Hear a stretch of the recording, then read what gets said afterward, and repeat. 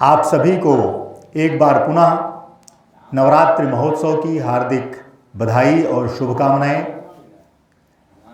माँ के पावन चरणों में वंदन करते हुए आप सभी का हार्दिक स्वागत और अभिनंदन करता हूँ। इस नवरात्रि महोत्सव के साथ ही नव संवत्सर प्रारंभ हो चुका है। आप सबको नव संवत्सर की भी बहुत बहुत हार्दिक बधाई और शुभकामनाएं। आपके लिए ये वर्ष मंगलमय हो। और जैसा आपने सुना है, इस संवत्सर का नाम आनंद संवत्सर है। और मैं समझता हूँ, आशा करता हूँ, माँ के चरणों में प्रार्थना करता हूँ कि ये जैसा नाम है उसी तरह से ये संवत्सर हो। क्योंकि पिछले संवत्सर में हम सब ने बहुत कष्ट भोगे हैं। कोरोना नामक महामारी से हम सब पीड़ित रहे हैं। और इस नव संवत्सर पर हम माँ से प्रार्थना करते हैं कि ये वर्ष हम सब के लिए शुभ हो, सभी स्वस्थ हों, सभी निरोग हों। कल हमने आपको बताया कि सबसे पहले माँ की उपासना महाराज सुरथ ने की थी। महाराज सुरथ ने माँ की एकनिष्ठ भाव से उपासना करके शक्ति का अर्जन किया और उसके बाद उन्होंने अपना खोया हुआ राज्य पुनः प्राप्त कर लिया। हम भी माँ के चरणों में प्रार्थना करके, माँ की उपासना करके, शक्ति की उपासना करके अपनी जो खोई हुई शक्तियां हैं उनको प्राप्त कर सकते हैं। बस ज़रूरत है एक निष्ठ भाव से उपासना की, सच्चे मन से उपासना की।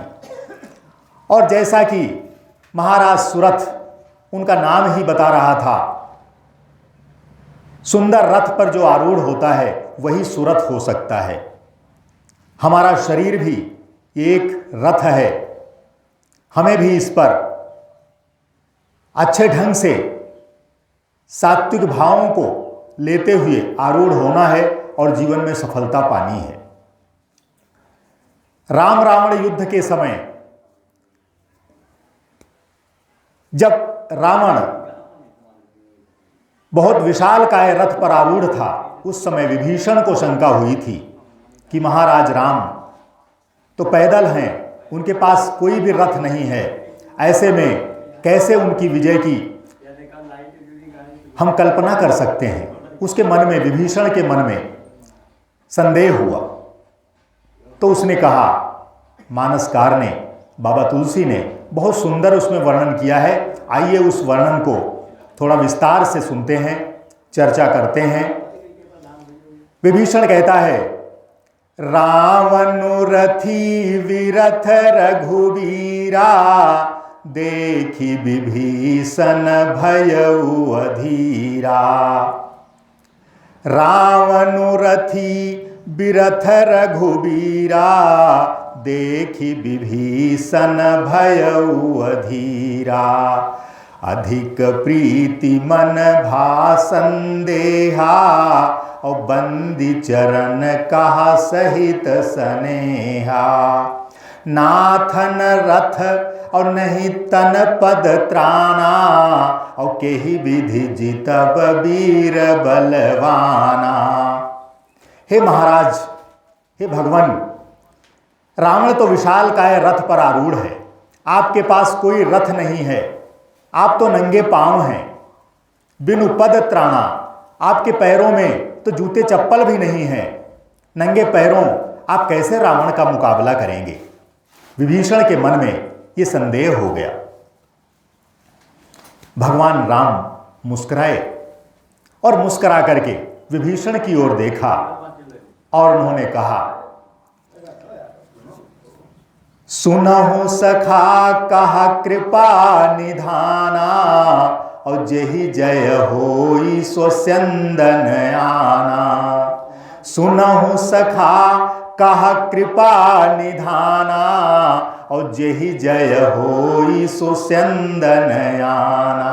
अरे विभीषण, जिस रथ पर चढ़ करके आरूढ़ हो करके विजय प्राप्त की जाती है, वो रथ तो कोई दूसरा होता है जिस पर रावण सवार है। वो रथ, उस पर विजय नहीं पाई जा सकती, वो तो कोई दूसरा रथ होता है। विभीषण ने कहा, भगवान मेरी तो समझ में नहीं आ रहा है, आप क्या कह रहे हैं, कृपा करके हमें बताइए कि वो कौन सा रथ है जिस पर आरूढ़ हो करके विजयी हुआ जा सकता है, जीवन रूपी समर में भी विजयी हुआ सकता है। क्योंकि जीवन का जो रण है वो भी कम महत्वपूर्ण नहीं है, वो भी कम संघर्षपूर्ण नहीं है। ये जीवन यात्रा का जो रण है ये भी एक युद्ध है। हमारा जो जीवन है ये युद्ध क्षेत्र है। इस युद्ध क्षेत्र में भी हम कैसे विजयी हो सकते हैं, ये विभीषण ने बड़े ही विनम्रता पूर्वक भगवान राम से पूछा।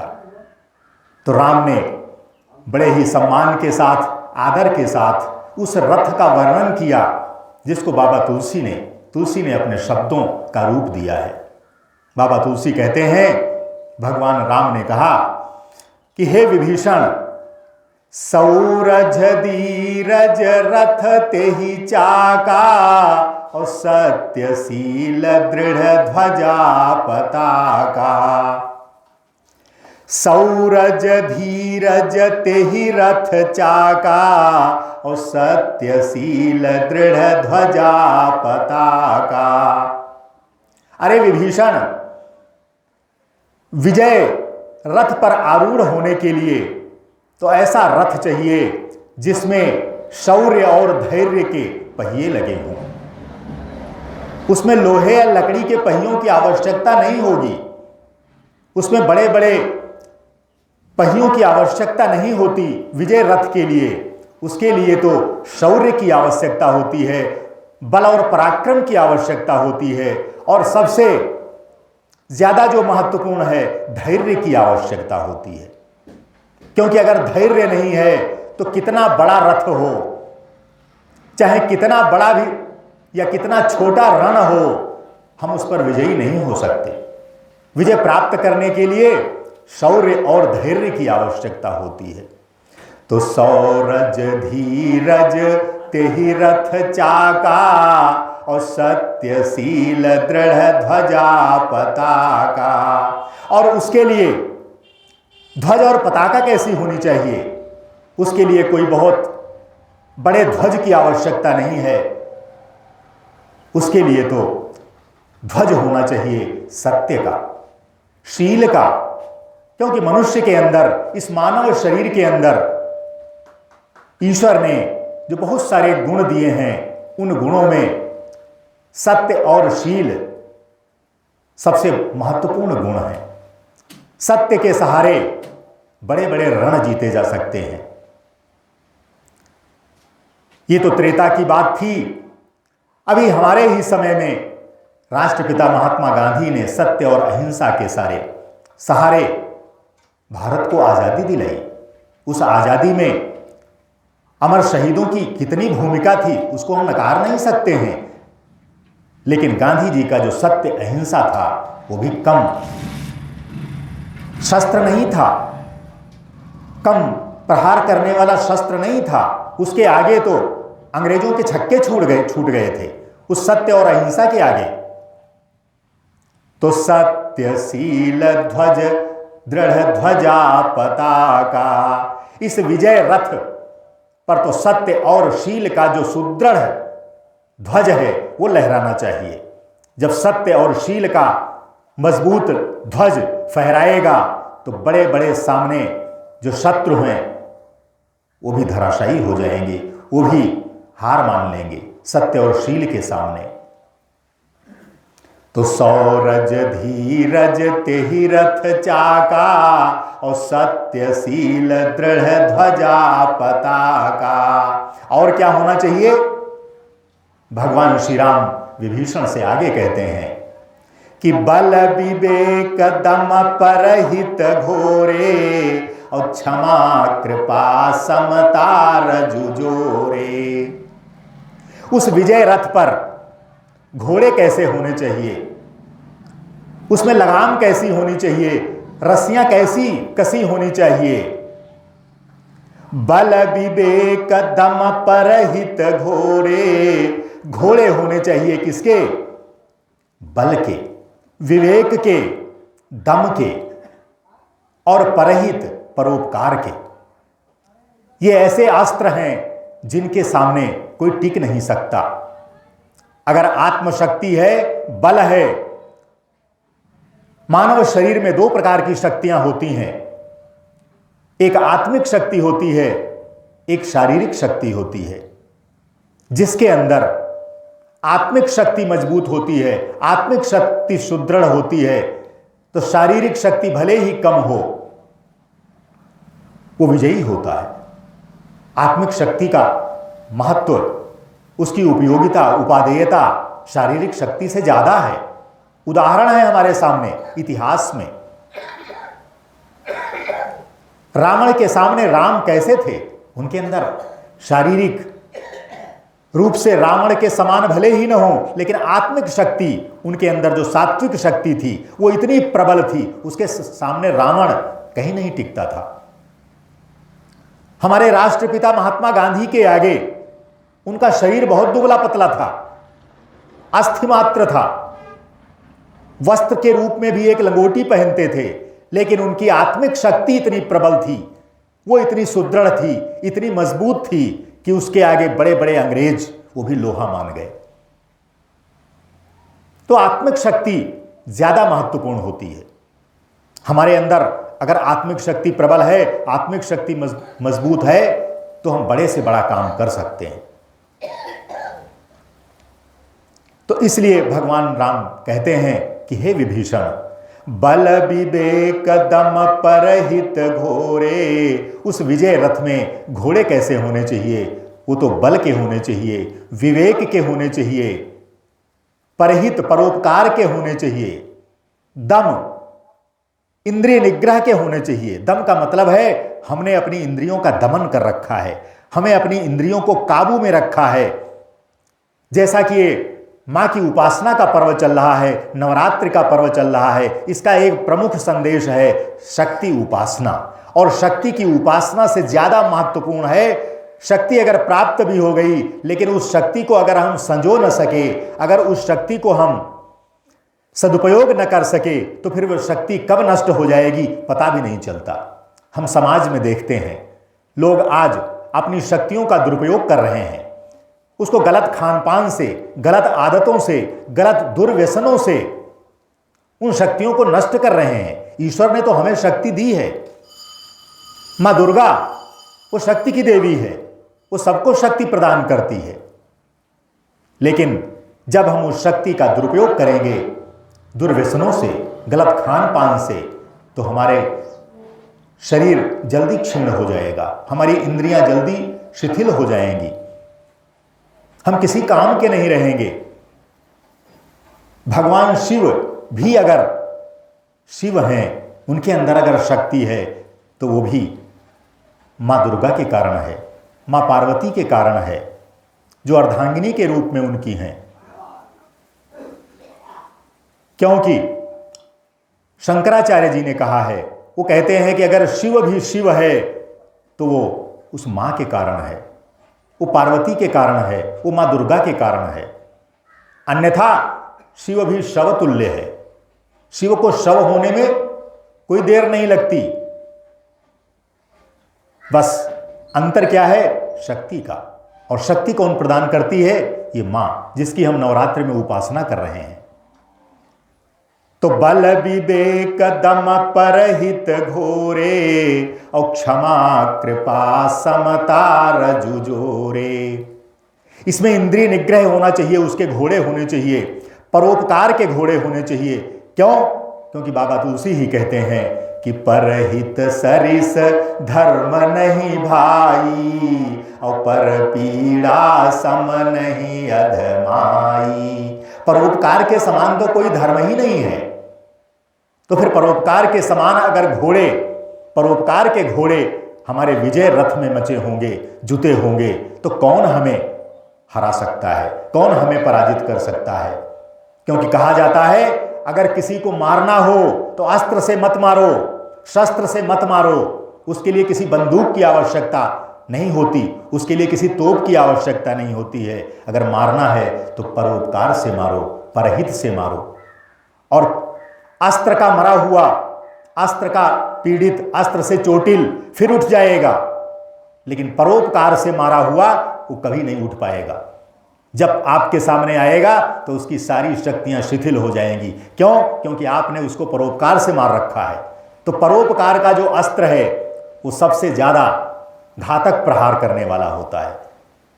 तो भगवान राम विभीषण से कहते हैं, अरे विजय रथ तो वो है जिसमें परोपकार के घोड़े जुते हुए हों, दमन इंद्रिय निग्रह के घोड़े हों। तो बल विवेक दम परहित घोरे और क्षमा कृपा समता रजुजोरे। और घोड़ों में जो रस्सियां बंधी होती हैं वो कैसी हों? वो हों क्षमा की, वो हों कृपा की, और वो हों समता की। इनमें तीनों में इतनी शक्ति है, सारी शक्तियां इनमें समाहित हैं, क्षमा में, कृपा में और समता में। अगर ये तीन इस दुनिया में प्रबल हो जाएं तो फिर इस दुनिया से तमाम तरह की जो विषमताएं हैं, तमाम तरह के जो अत्याचार हैं, तमाम तरह की जो प्रताड़नाएं हैं, तमाम तरह के जो असंतोष हैं, वो सारे खत्म हो जाएं, नहीं रह जाएंगे। क्यों? क्योंकि आज क्षमा नहीं है। आज सभी अपने बल के दंभ में फूले हुए हैं। अगर उनके पास शक्ति है तो उस शक्ति से सबको डराना चाहते हैं। अगर उनके पास ज्ञान है, उस ज्ञान से वो डराना चाहते हैं। आज उनके पास अगर धन बल है तो धन से सबको डराना चाहते हैं। समता नहीं है, क्षमा और कृपा नहीं है। तो ये बहुत ही मजबूत अस्त्र हैं, इनकी आज बहुत कमी खल रही है।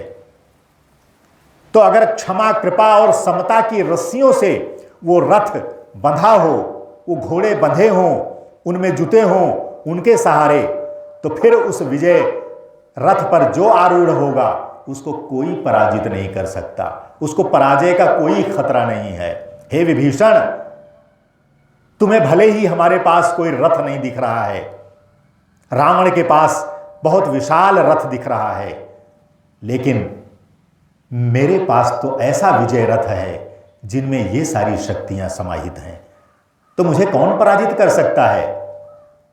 तो बल विवेक दम परहित घोरे और क्षमा कृपा समता समता रजुजोरे। मेरे वो बल विवेक दम और परहित के परोपकार के जो घोड़े हैं वो क्षमा कृपा और समता की रज्जू से, रस्सी से जुड़े हुए हैं, जुटे हुए हैं। मुझे पराजय का कोई खतरा नहीं है। तुम भयभीत न हो, तुम सशंकित न हो। और क्या है इस विजय रथ में? क्या होना चाहिए? ईस भजन सारथी सुजाना और बिरति चर्म संतोष कृपाना। ईस भजन सारथी कृपाना, सारथी सुजाना। ईश भजन, ईश्वर का जो भजन है वो सारथी होना चाहिए। सारथी हमारे घोड़े पर, हमारे विजय रथ पर जो बैठा हुआ है वो ईश्वर का भक्त है, उसके अंदर भक्ति है। तो अगर भक्त सारथी हो तो फिर क्या कहने हैं? उस रथ को कहां ले जाएगा, किधर ले जाएगा? वो शायद विजय श्री की ओर ही ले जाएगा, कोई फिर खतरा नहीं होगा। सारथी कैसा होना चाहिए?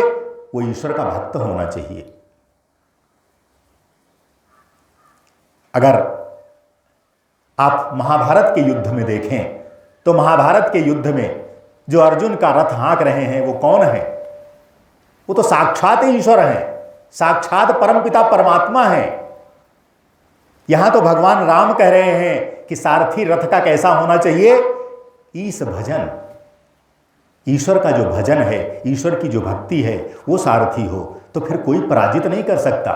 वो रथ हमेशा सही मार्ग पर ही जाएगा, वो विजय मार्ग पर ही जाएगा, उसका मार्ग अवश्य प्रशस्त होगा।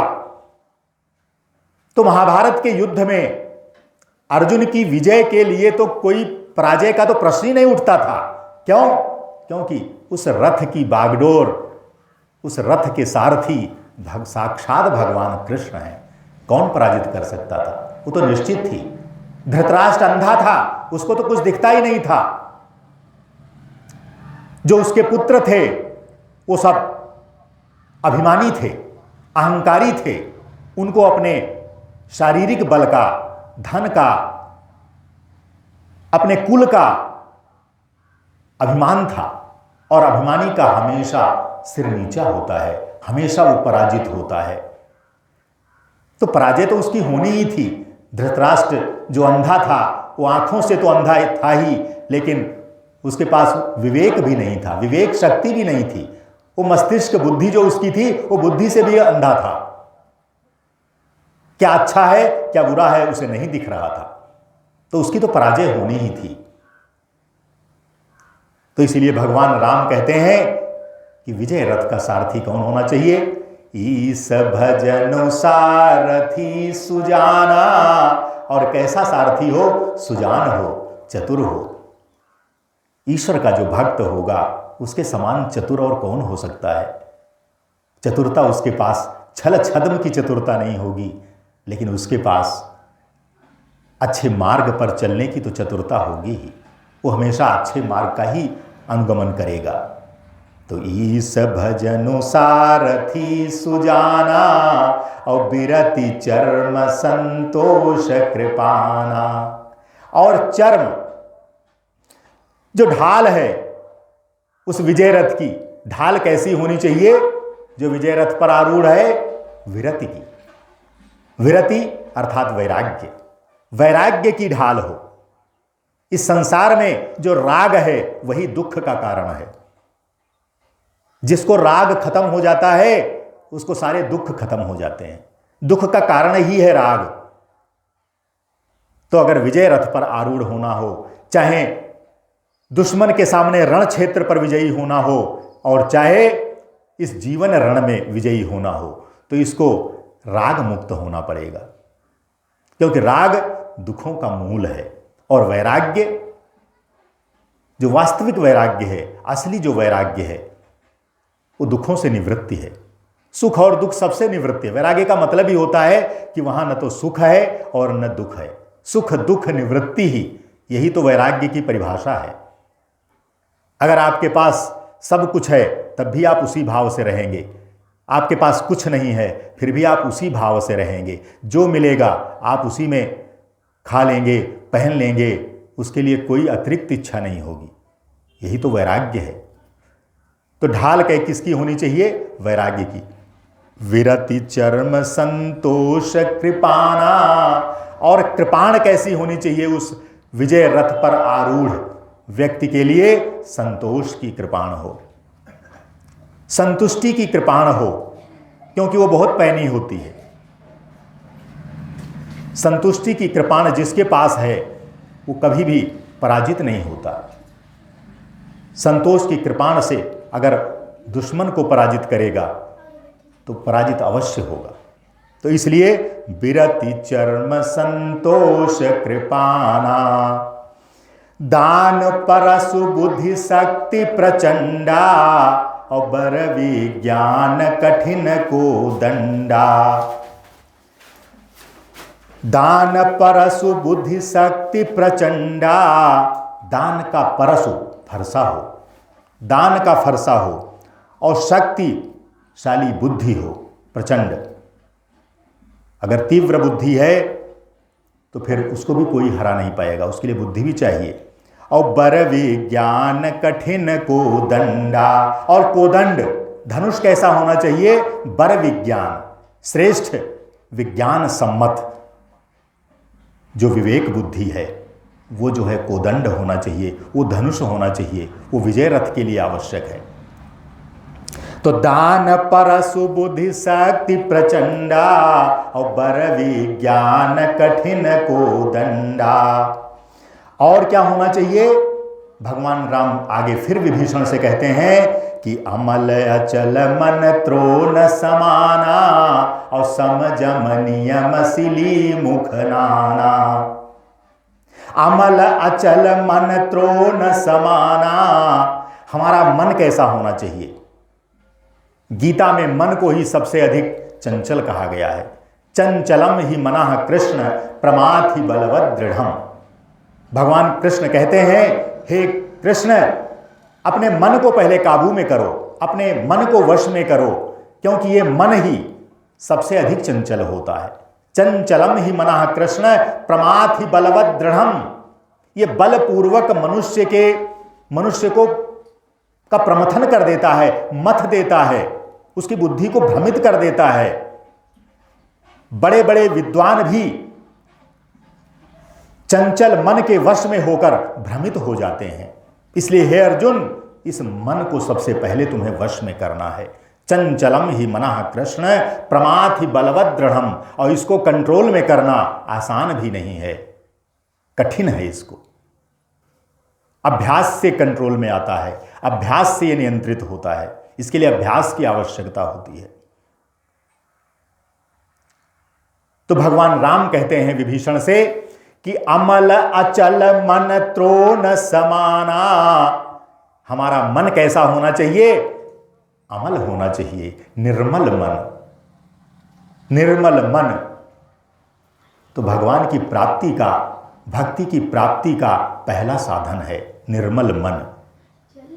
निर्मल मन अगर है तो भगवान की प्राप्ति जल्दी होगी। मन में अगर कलुषताएं हैं, मन में कुटिलताएं हैं, तो फिर नहीं, तो फिर भगवान की प्राप्ति, भक्ति की प्राप्ति नहीं हो सकती।